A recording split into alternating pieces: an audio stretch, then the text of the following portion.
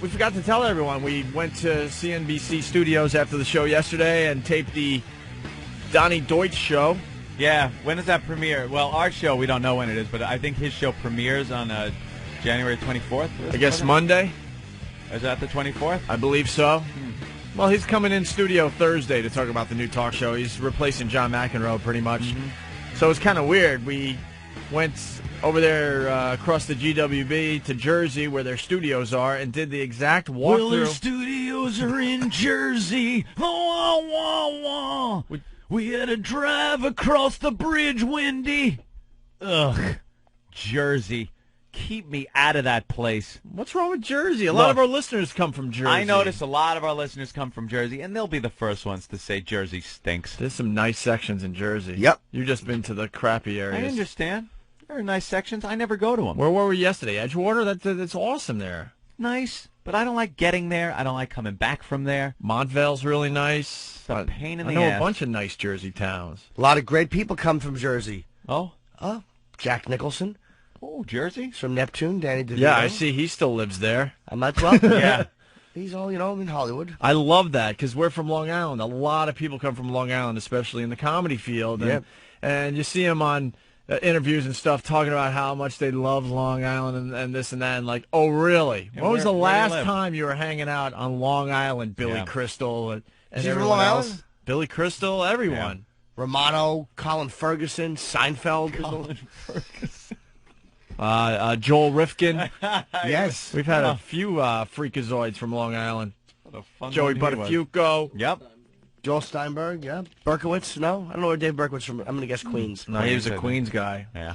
Pretty much. I don't know. Whatever. So we did the same walkthrough we did with John McEnroe, meeting the same people, getting the same makeup done, going in the same studio. But it was funny. McEnroe didn't survive, so they hosed down that studio. Oh, yeah. They cleaned it out. They just hosed it down and brought in the next talk show host. No live audience, so all the seats were gone. No desk like McEnroe. It didn't even resemble anything. There was not one thing left from McEnroe's set. No audience? No, just to sit down with Donnie. He was pretty good. Yeah. But so we're in the dressing room, and there was a couple freaky things happening, man. Who were the hot chicks in there? Well, they wrote a book. They were really cool. Yeah. They were really hot. That one, did you see her shirt? Yeah. Of course you did. She was really skinny, but had these pretty nice-sized cans that were hanging out of this very low V-cut. They're not top really she was big, wearing. but just very shapely and yeah, nice. and she kept bending over to get something on the table, and she just gave a complete show. I had a feeling she wanted some action. Some action? Yeah, something was going on with her. She was definitely flirting openly with us. She have a brassiere on? Something. If she did, it was one of those that barely covers. Yeah. Just gives the support. God, I love being teased. I love it, man. I think something was going on with her. She was flirting openly, and then Anthony's laughing at me because I looked at the ass of the tranny. The tranny. Tranny. There was a tranny that was there, I guess, going to be on the show, and he, because I never say she. It's a she. Be respectful. He was walking down the hallway, looking the most like a woman that I guess a tranny could. Thank you for helping out your pal today. I'm going to be honest. Because before I knew he, she, whatever this was, I'm like, wow, look at that, nice ass. I'm talking to one of the producers. Got to be honest. I was talking to the producers, and I'm looking. I didn't know what it was yet. Yeah. He is walking to get makeup, and with a low-cut dress with all back showing. High heels. What was this young lady's name? I don't know, but supposedly she's one of the best. A lot of people can't even tell. Wasn't Vanity, was it? But when you start looking at it closely, you can tell. Yeah. You can definitely tell. But the first glance when he was walking into makeup, and I was, look at me, I'm going to try to help myself out. I was a good 20 or 30 yards away. So, and all of a sudden, Ed looks at me and goes, you're looking at a dude's ass. I hope he's looking at a guy's ass. You guys have no idea. Anthony, I live our lives when we're together off air like Beavis and Butthead. Just goofing on each other. Biggest asses. And I'm like, no way. He's like, yeah. And then that's a guy. And then the producer goes, no, that's right. That actually is a guy. Oh, I had no idea at first. So then there was another dressing room for the other guest that's going to be appearing on our show, the one we're on. I think it's going to air the same. Yeah, he'll have one segment. We'll have another. Chevy Chase. Chevy Chase. You get to meet him? No. We were in the same room, but he seems to not acknowledge anyone around him that he doesn't want to acknowledge. Like we were in hair and makeup in that room when they brought Chevy in. We were done. We were walking out, and they bring Chevy in, and he doesn't make eye contact with anyone. He just sits down, starts talking like there's no one else in the room. Not even the head nod like, hey, I acknowledge you're here kind of a thing. Which, it's Chevy Chase. I don't care. I don't care that he doesn't say hi. Why would I care? I don't care. Oh, see what happens when you hit the button? Miscue. Boy, that was good. Why don't you hit it? No, it was supposed Why don't you hit it, Jimmy? Yeah, why don't you try hitting the button? It was supposed to be 43 and I hit 44. It was supposed to be this. I don't care. Yeah. But now it doesn't make It's any rough. sense whatsoever. I remember when I first used the instant replay. I used to do that. I insisted I had to have one of these things. I used to do that rookie mistake all the time. Yeah, and then I had this one. I don't care. I don't care. I honestly don't care. Don't care. Sorry. Yeah. So I just messed it up. But anyway, he's doing his hair and makeup, and he's wearing the gayest pink sweater I've ever seen in my life. Right. Well, they told everybody, Guys, don't even attempt to wear fucking pink. What are you doing? pink. Why would you wear pink? But he was wearing a pink sweater. Did he wear it well? Does any guy wear pink well? That's straight? No. He walked in with a pink sweater. As Kept it on pink for as the pink show. is, by the way. Not one of those, well, it's sort of pink, but it's kind of salmon color. No, it's pink. I think he thinks it's cool.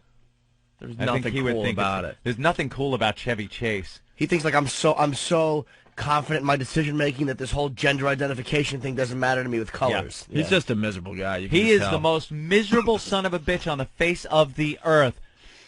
You're doing an interview with Chevy Chase. You would think this is going to be fun. He's a comic-type guy, comic actor, Saturday Night Live, all those movies we all love, Fletch and Vacation and Fletch. Yeah, Caddyshack. And you're going to have a sit-down interview with the guy. Three Amigos. Three Amigos. Yeah, that holds up well. Who's in that? Steve Martin and him and who? Martin Short. Martin Short. Yeah. So he's sitting down for this interview, and we're watching in the green room. It just turns into this very combative, very, Chevy doesn't want to, he's incapable of being nice, cordial, humble.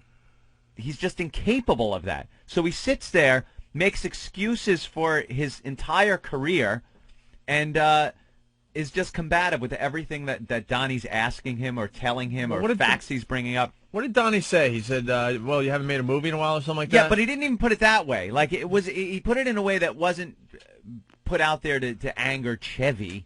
He said something like, you've, the past 9 years you've kind of been laying low or something. You haven't really, because the guy hasn't done anything. Chevy Chase, what's he done? And Chevy goes, I've been retired for 9 years. Because I retired. What? Actors don't retire. Actors first never of all. retire. If there's a part, they take it.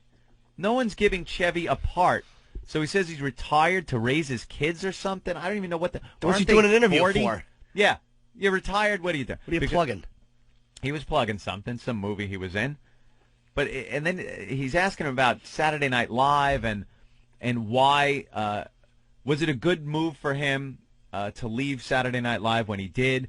And Chevy gets all like, bam, he's all over Donnie like, hey, it wasn't a career move. A lot of people think it was. It wasn't. I left because I had a girlfriend in California that I was deeply in love with and didn't want to leave her, and I would have had to stay in New York. So he's pretty much saying he left the show because of this chick. He goes, I didn't do a movie till 3 years after I left SNL. Can you slow down? Because when he said that, I was absolutely amazed. Because when he was on SNL for that year, he was the star, okay? He was the breakout star, and then he left the program. And now he's saying, I never heard this in past interviews, he's pretty much saying that he left the show because of a girl that wouldn't move to New York. Can you imagine? Jerk. So he moved to L.A. and left So Saturday Night So Live. according to him, he left the program to go back to L.A. to be with this girl, and it turned out it never worked out. Some unsupportive pig. The guy's in one of the hottest shows on television, and you want to stay on the West Coast, you self-centered hole? And everyone was talking behind his back, I guess, that this girl wasn't for him and what have you, but he wouldn't listen to anybody. And yeah. Can you imagine you're on SNL and you're like this huge star and you can't come back for a second season because the girl you love in California won't move to New York? That's amazing. He's getting so snippy about this situation that the hot chicks that wrote the book in the dressing room, when he said that, they turned to us. One of them turned to us and goes, bitter much? Like, he was just so pissed about this situation, even years later. It's just everything that's happened to Chevy has made him more and more bitter. That's what it seems like. And it just comes out. The guy doesn't come off as funny at all anymore. And I know he's supposed to have, like, this dry, very dry wit about him, and it's supposed to be this sarcastic thing, but it does not come across that way, and I honestly don't believe it is that way. I think he's just this bitter guy who likes taking jabs at people, has no sense of humor, about himself, that's for sure. He'll jump on someone and be mean and vindictive.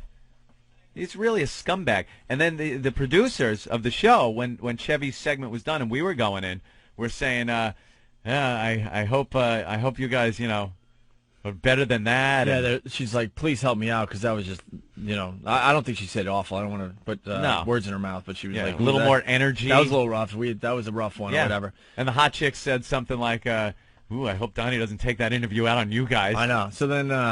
So then we're sitting down with Donny before he interviews us for this show. It's called The Big Idea. It starts on Monday. And we go, hey, how'd it go with Chevy? He's like, wow, that was a rough interview. And he goes, a tough one. And then he goes, seems like he's taking a few blows to the head. Yeah. I laughed at that one. And Chevy's people are just always telling everybody, well, he's sick today. He doesn't feel well. Like, that's something you'd say about Grandpa. Don't go near him. So don't go near Grandpa. Let him watch the game. He's sick today. So the point I want to make, then the producers look at a point? Well, not a point, but... Did you see his roast, by the way? For a point on this show. How they douched him on his roast? Yeah. Oh, he was hurt. He was really... Really? Oh! What did I miss? Oh, my God, it's the best roast ever. Damn it. They ruined him. Because usually They ruined him. We've been to these roasts, and usually it's brutal, but it's fun. It's fun-loving in a weird way, and it's your friends roasting you. But supposedly, like, he doesn't really have any friends in the business. No one likes him. So he decided to get roasted, sure, and these guys just killed him. For the money. And I heard Al Franken, I wish I would remember, we could have asked Al Franken, because, Al Franken's been at SNL for so many years. He was talking about how Chevy used to do coke and all that, and of course, Big Baby at the end. So, my daughters are going to see this. I didn't appreciate the drug references, and really, you don't mind them watching their awful films, but you don't want them to know you did blow. He said that during the roast? At the end, he had sunglasses on. He's like, I wouldn't talk to him. It was really, he got serious about it. He killed the mood. I wish we could get Jeff Ross or somebody who was there. Jeez, he actually went that way. Yeah, like a real baby. Too bad we can't get Jeff on the phone. And then he couldn't slam. I remember watching that roast, and his part was, heavily edited. Because he didn't slam anyone back because he didn't really have anything. I remember it was a chopped up mess. Didn't he say I did it for the money or something like that? I don't know. He said I did it for the charity, my life's favorite charity or something like that. The guy was hip, cool, and a star for 10 minutes back in the mid-'70s. Yeah. Anthony. The guy was like the coolest thing. Who didn't tune in back then to SNL as a kid? You're watching this and think that's, first of all, the coolest job ever. And he was like the coolest cast member of the show. All right, he says that he was retired for 9 years. I got, his resume or whatever you'd like to call these things. Oh, here you go. Filmography. Well, he was retired, but he still made the movie Funny Money in 2005. I guess that hasn't come out yet. And maybe he was promoting one of these movies. Maybe The Karate Dog, or as voice of Choo Choo. Ellie Parker. Oh, the movie Goose. Mariti in Affitio. What? I guess he retired right after Cops and Robertsons. Oh, no, because he went on to make Man of the House, Vegas Vacation, let's not forget that. Dirty Work, okay, The One-Armed Bandit, Snow Day, Ellie Parker, Pizza. Don't forget here you got Bad Meat, which is the story of an ABC morning anchor. Whatever. So what I was getting to, Anthony, then the producers come up to you, And they had a problem because it's a very dark set, and they warned us. They said, you got to wear light clothes. You got to wear light clothes. And you came in with, like, kind of a light gray thing. What I wore was so light, it was probably some of the lightest stuff I have. It was gray corduroys, and I had a very light gray shirt on, long-sleeve shirt. It looked fine. Yeah, and I knew it would be fine. They wanted more color, I guess. They wanted more color on the set. So sorry, then color it up a little. It's a black couch, a very dark studio with like these bluish neon lighting around the perimeter. So I knew it was going to show up fine. So what I suggested, I thought you should wear Chevy Chase's pink sweater. Which would have been really funny. As long as you were in the same, If, like, Chevy's segment airs, and then we come on right after Chevy, and I was wearing Chevy's pink sweater. That would have been... How funny would that be for the people that actually got it? That would have been killer. Yeah. Yeah, half the audience would have called you a fag, and the other half would have been hysterical. Oh, what a comedic genius. Why is he wearing Chevy's pink sweater? But, yeah, we couldn't get a hold of that. And then the producer is suggesting... that because Opie brought a different shirt. He was prepared. He had a lighter shirt that he had brought with him to change into because he actually listened. And well, they had to steam it. Yeah, they had it on a big steamer in the dress. I love those things. They had to steam my shirt because I'm like, steam my shirt, boy. Well, I went there with a change of clothes because, I don't know. They want you kind of dressy for these stupid shows. And so I had crumpled shirts in a little, little bag. And actually my book bag, and I said, I'm gonna just throw this shirt on, and they all panicked. Yeah. They're like, it's really wrinkly. I'm like, so? Who cares? Get the steamer. So they're like, go get the steamer. And they steamed it. And they steamed it. So Opie takes his other shirt off and leaves it in the dressing room. So now the producer starts hinting, well, whose shirt is that? And Opie goes, oh, it's mine. He goes, well, maybe that'll show up better than the one you're wearing, Anthony. Maybe you could put that one. And I stopped her dead in her tracks and go, I'm not wearing Opie's shirt. Going up there just going, like smelling. Ooh, it smells like Opie. I want to have this on. I like a shirt that smells like another man. Yeah, that'll make it for a good interview. Me just concentrating on the smells of another man. And I started going, this will show up fine. She was wearing black, so I put my arm against her. I go, look, it's perfect. Don't worry about it. So then the interview went well. I guess we did about 8 minutes, and it'll be on. Yeah. Maybe next week. I don't even know. When we find out, we'll let you know. I don't like wearing other people's clothes. I was at Bob's house, and we were going to go to the store, and I actually went up in my apartment to get my jacket. I don't even want to wear his jacket. No? Did it have little tear stains on it where he cried over some stupid documentary? He really is a ninny.